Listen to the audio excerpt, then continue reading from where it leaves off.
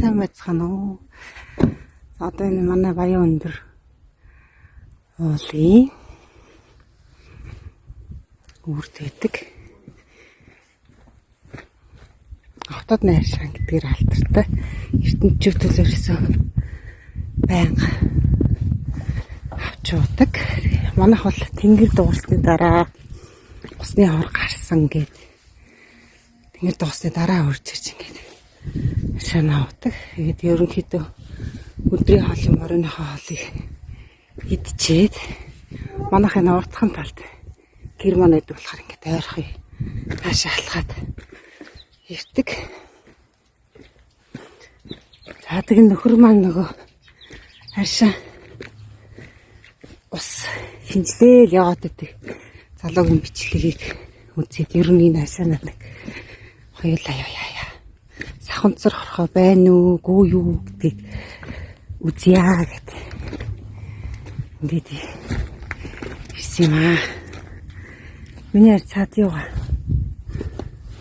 Цаад аягаар нэг удаагийн хэрэглээг үсэрхээ аягаар таад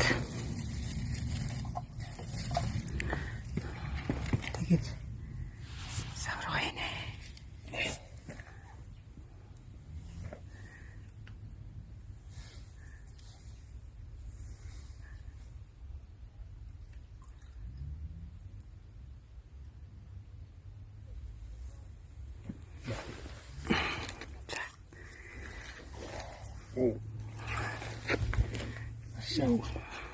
За одоо энэ аршааных саханцархороо байна уугүй юу гэдгийг шинжилгээсээ тест байгаа.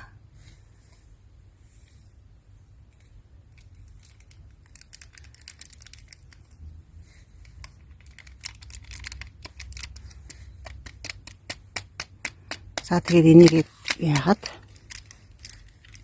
сэгсрээд 48 цагийн дараа гэхэд илрэх нөөгүй юу одоо ингээд шаргал өнгөтэй хийсний дараахаа ингээд шаргал өнгөтэй болдог. Шаргал чигээрээ байх юм бол энэ маань одоо саханцархаа байх байна гэж хэлж байна. За 2 хоногийн өмнө Орхон аймгийн Баян өндрийн уртлын хүүхртэй аршаан буюу ходоодны аршаанаас дээж аваад шинжилж үзсэн. Тэгээ шинжилгээний хариу сайхан гарсан байна. Тийм болохоор баяртай байна.